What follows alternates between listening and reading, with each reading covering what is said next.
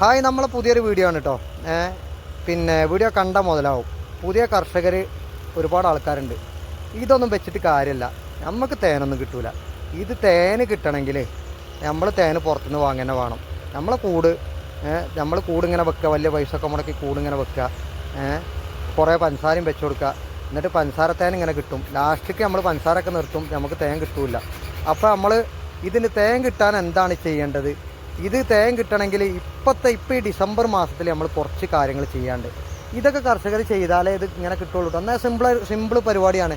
അപ്പോൾ ഇതൊന്ന് ചെയ്ത് നോക്കി, എന്തായാലും നമുക്ക് തേൻ കിട്ടും. ഈ വീഡിയോ ഒന്ന് കണ്ടു നോക്കി, സംഭവം നിങ്ങൾക്ക് മുതലാവും. നമ്മളെല്ലാവരും കൂടും ഏകദേശം ഇതേമാതിരി തന്നെ കാരണം. അപ്പോൾ ഇതേമാതിരിക്കുള്ള കൂടുകൾ ഞാൻ ചെയ്യണ ഈ കാര്യങ്ങൾ സിമ്പിളായിട്ട് ചെയ്താൽ എന്തായാലും തേന് നമുക്ക് ഉറപ്പാണ്. അത് ജനുവരി ലാസ്റ്റിക്ക് ഒരു മാസം കൂടി വെയിറ്റ് ചെയ്താൽ മതി. പക്ഷേ വെയിറ്റ് ചെയ്യണമെങ്കിൽ ഈ കാര്യങ്ങൾ നോക്കണം, നോക്കാതെ കിട്ടൂല. അപ്പോൾ ഇത് ഇതേമാതിരിക്ക് ചെയ്ത് നോക്കി, എന്തായാലും തേൻ കിട്ടും. തേൻ നമുക്ക് ജനുവരിയിൽ തേനെടുക്കണം, ജനുവരി ലാസ്റ്റിക്ക് തേനെടുക്കണം. അപ്പോൾ ഇതേമാതിരിക്ക് എല്ലാവരും കർഷകർ ചെയ്തോളൂ. നാട് രക്ഷപ്പെടണം. നമ്മൾ കർഷകർക്ക് കൂടുതൽ തേൻ കിട്ടണം. കൂടുതൽ തേൻ കിട്ടിയാലേ കൂടുതൽ കൂടുകൾ എല്ലാവരും വെക്കുള്ളൂ. അപ്പോൾ തേൻ കിട്ടിയിട്ടില്ല എന്നുണ്ടെങ്കിൽ ആളുകൾ തേനീച്ചക്കൂടിൻ്റെ പരിപാടി നിർത്തും. അപ്പോൾ അതിന് വേണ്ടിയിട്ട് നമ്മൾ ഈ ഡിസംബറിൽ ചെയ്യേണ്ട ഏറ്റവും പ്രധാനപ്പെട്ട ഒരു കാര്യമാണ് നമ്മളിന്ന് കർഷകർക്ക് പറഞ്ഞു കൊടുക്കുന്നത്. അപ്പോൾ എന്താണ് ഇതിന് കാരണം? നമുക്ക് ഇങ്ങനെ കൂടായാൽ ഒരിക്കലും നമുക്ക് ഇപ്രാവശ്യത്തെ തേന് എന്തായാലും കിട്ടൂല. അടുത്ത മാസം ലാസ്റ്റിക്ക് തേൻ എടുക്കേണ്ട ടൈമായി. അപ്പോൾ നമുക്ക് തേൻ കിട്ടണമെന്നുണ്ടെങ്കിൽ ഇങ്ങനെ കൂടായി കഴിഞ്ഞാൽ നമുക്ക് തേൻ കിട്ടൂല. കൂടുതൽ ആളുകളെ കൂടും ഇതേ മോഡലേക്കാരം. കർഷകർക്കൊന്നും അറിയില്ല. അപ്പോൾ നമ്മൾ എന്ത് ചെയ്യണം എന്നുള്ളത് ആണ് ഇതിൽ കാണിച്ചു തരുന്നത്. നമ്മളെ ലാസ്റ്റത്തെ അട ഇതിൽ അടയായിട്ടില്ല, ഒക്കെ അടയായി, 5 അടിയായി. അടുത്ത അട ഉണ്ടായാൽ തേൻ കിട്ടും എന്നുള്ള പ്രതീക്ഷയിലാണ് കർഷകർ നിൽക്കുന്നത്.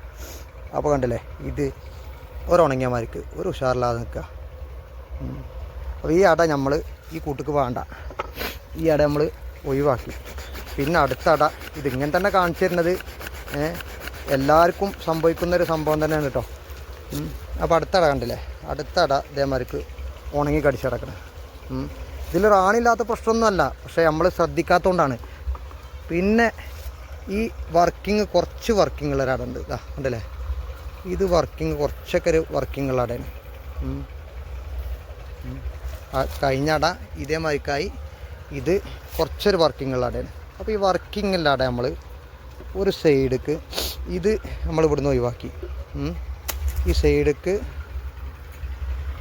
ഈ ചെറിയ വർക്കിങ്ങിലൂടെ ഒരു അരൂക്ക് ഇട്ട് കൊടുത്ത് നമ്മൾ ഇത് ഒന്ന് സ്മോക്കർ അടിക്കുക, ഇല്ലെങ്കിൽ എന്നാലേ കാണുള്ളൂ. അപ്പോൾ അത് കുറച്ചൊക്കെ ഒരു വർക്കിങ് ഉള്ള അടയാണ്. അപ്പോൾ അത് നമ്മൾ വർക്കിങ് വീഴ്ചയൊക്കെ ഉണ്ട്. അപ്പോൾ അത് ഈ ഒരു അരൂക്ക് ഈ ഒരു സൈഡ് ഇട്ട് കൊടുത്തു. ഇതൊന്നും കൂടി ഇത് തീരെ വർക്കിംഗ് ഇല്ലാത്തൊരടയാണ്, തീരെ വർക്കിംഗ് ഇല്ലാത്ത അടയാണ്. അപ്പോൾ അതാണ് 2 അരൂലും വർക്കിംഗ് ഇല്ലാത്ത അടയാണ്, 2 സൈഡിലും വർക്കിംഗ് ഇല്ലാത്ത അടയാണ്. ഈ സൈഡിലും വർക്കിംഗ് ഇല്ലാത്ത അടയനും ഈ സൈഡിലും വർക്കിംഗ് ഇല്ലാത്ത അടയാണ്. അപ്പോൾ അവരിതിൻ്റെ അടിയിൽ കടന്നിട്ട് ഇങ്ങനെ റാണി വർക്ക് ചെയ്യാൻ പറ്റാത്ത അവസ്ഥയിൽ ഇങ്ങനെ ഇരിക്കുക. അപ്പോഴാണ് നമ്മൾ ഈ കൂട് കാണുന്നത്. ഈ കൂട് കണ്ടേക്ക് നമ്മൾ ഈ സൈഡിലേക്ക് ഇതിങ്ങനെ ഇട്ട് കൊടുത്തു.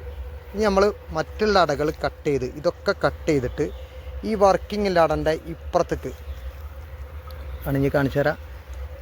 മറ്റുള്ള അടകളൊക്കെ വെട്ടി ഒഴിവാക്കി ഈ വർക്കിംഗ് അടൻ്റെ ഈ സൈഡിലേക്ക് കാലി അടകൾ മാത്രം വെച്ച് കൊടുക്കുക.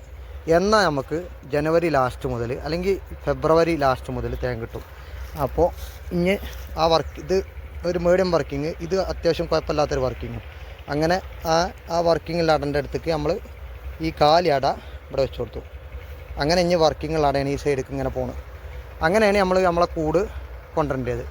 എന്നാൽ നമ്മളെ കൂട് ഉഷാറായിട്ട് ജനുവരിയിൽ തേനെടുക്കുക. അല്ലെങ്കിൽ ഇതൊക്കെ എന്നും പിന്നെ അതിങ്ങനെ ഇരിക്കും, നമുക്ക് തേൻ കിട്ടിയില്ല. എന്നിട്ടിങ്ങനെ കർഷകരിങ്ങനെ പറയും, എന്ത് കൂട് വെച്ചിട്ടൊരു കാര്യമല്ല, തേൻ കിട്ടിയില്ല, തേനൊന്നും നമ്മളെ കൂട്ടുന്ന കിട്ടൂല.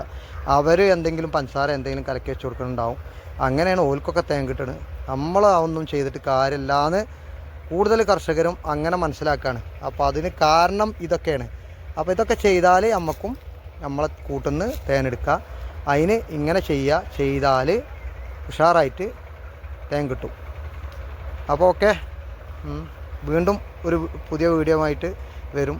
ഇങ്ങനത്തെ അറിവുകളൊക്കെ കിട്ടണമെന്നുണ്ടെങ്കിൽ ഇതൊക്കെ സബ്സ്ക്രൈബ് ചെയ്ത് ഷെയറൊക്കെ ചെയ്തോളി. കർഷകരൊക്കെ എല്ലാ ആളുകൾക്ക് ഷെയർ ചെയ്ത് കൊടുത്തോളി. എന്നാൽ ഉഷാറാവും. ഓക്കെ.